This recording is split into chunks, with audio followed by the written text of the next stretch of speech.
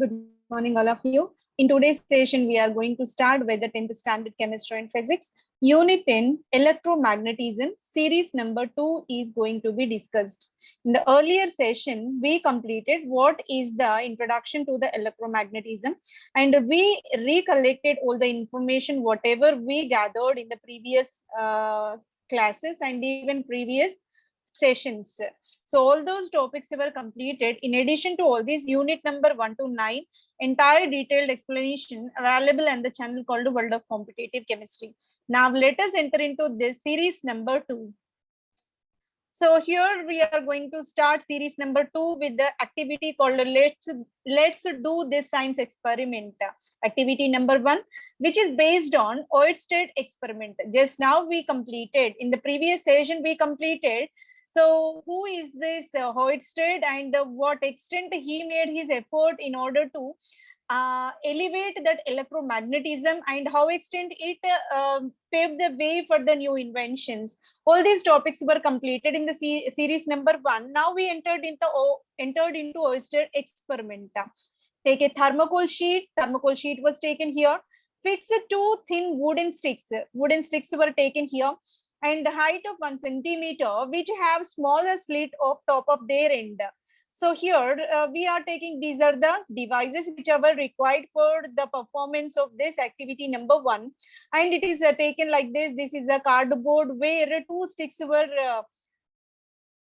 fixed in this manner. On the two ends of this cardboard, we are going to fix these two sticks. And also in between this 24 gauge copper wire was taken. Copper wire of 24 gauge. This is the kind of wire having the capacity of 24 gauge. That is the working like a conductor in order to make this circuit. And one more system, we are taking the source of the power, that is a battery. Either 3 volts or 9 volts of battery can be taken here. So here this is a kind of system where we are connecting in a series. Two batteries were connected in a series, and each one is having 3 volts of current capacity, current producing capacity. Now compass was taken. The purpose of compass is in order to mention the direction, so in which direction we are in. So that can be given by this compass. And the bar magnet was taken with the two distinctive poles called the north pole and the south pole. These are the requirements in order to perform this activity. We are taking the cardboard, and two wooden sticks were taken, and they are inserted, and at the top of these wooden sticks there is a partition in order to fix this one, right? And 24 gauge copper wire is get connected in the circuit, and closing the circuit is possible, and the batteries are connected in order to make the electrical power. And here we have a compass in order to measure the direction, in which direction it is moving on. So for that purpose, and one more thing was kept here, that is called a bar magnet. This is the entire setup which you used to perform this Oersted experiment. This is a kind of system we are going to observe now. Let us see. Does the needle get deflected by the bar magnet? When magnet was kept inside, is there any deviation in this movement of this compass needle? Let us observe. For this, I collected the answer from the platform called Byju's. Thank you very much for your information. The compass needle is very small magnet. Needle also made up of magnet. It's working like a teeny magnet. That's why when the compass needle brought near to the bar magnet, a magnetic field lines interact with each other, and hence compass needle will get deflected. Any kind of system with the same kind of system, always repulsion will possible. Yes, indeed. So that here we can experience such an extent of deflection or deviation in its direction. That is purely because of one magnet is near to another magnet. That kind of deflection we can clearly observe. And why does the needle get deflected by the magnet? A compass needle get deflected when brought near to the bar magnet, because magnet compass can be considered as a pole. That is the one kind of pole, and a magnet created within the field. But if you move magnet in the flux lines generated with which will be altered, the magnetic needle experience a force and a deflect. So what bar magnet we are taking, that is used to give some extent of magnetic field around that. Compass, when near to this one, what happened? Compass is also having some extent of magnetic field in the form of needle. That's the reason why both the magnetic field lines interact with each other, and they will experience some extent of strain that causes deflection in their direction. so that here deviation in their direction is possible and a deflection of this magnetic field strength can be observed. Take the bar magnet far away from the circuit and switch on the circuit. Look for the changes in the position of the needle. What do you notice? When bar magnet is kept far away from this one, the deflection effect can be taken as an infinitesimal.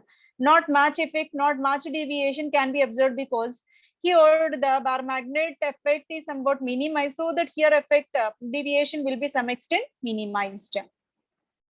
Now, is there any change in the position of the compass needle when it is very near to the bar magnet? How extent it will be deviated, so that we can clearly observe whenever north pole of the bar magnet is very near to the compass arranged in such a way, south pole will be in a contact, so that here interactions will be possible, and the north pole will show the direction in this manner. When compass in the direction is in the near position of south pole of the bar magnet, the direction will be entirely changed, so that change in the position of the needle is possible by keeping in the near distance of that bar magnet and the type of pole which is in contact directly. Based on that, its position depends. Now, which force is responsible for the deflection of compass needle? For this question, I collected the answer from the platform called Brainly. Thank you very much for your valuable information. A current carrying conductor produces a magnetic field around that. Current carrying conductor, let's say that is a copper wire. That copper wire is able to generate the magnetic field around that one. That magnetic field applies force in the magnetic needle of the compass.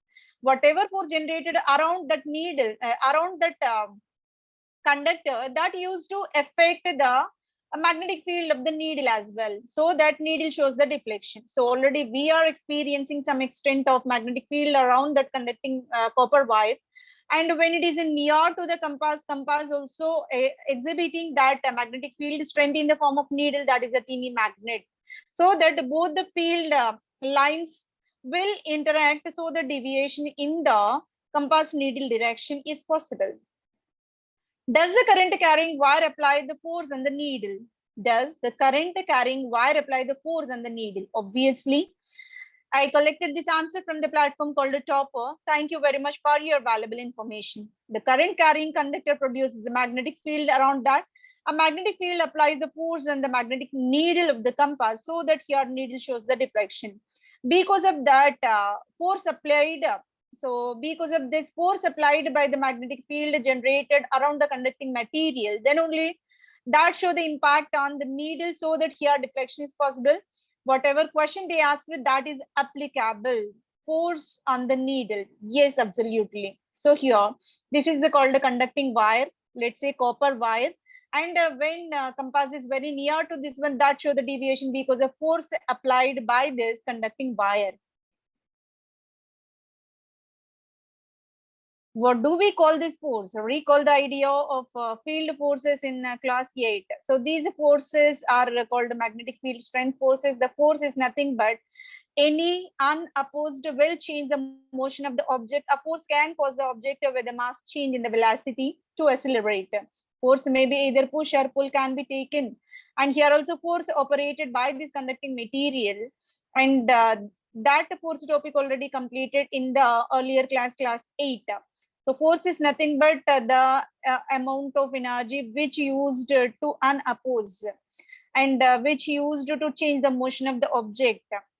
And the force can cause the object to change its velocity as well, and acceleration may be possible. Force can be described intuitively as a push or pull. We can push either pull. In both the cases, force can be extended. So in this manner, here magnetic field which generated around the conducting wire and which applied on the compass needle, both are operated with certain kind of forces.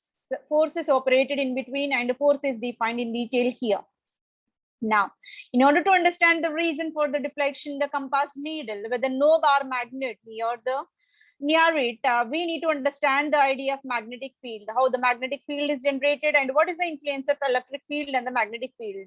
They are vice versa. Both are interrelated and interconnected. One shows the impact on another.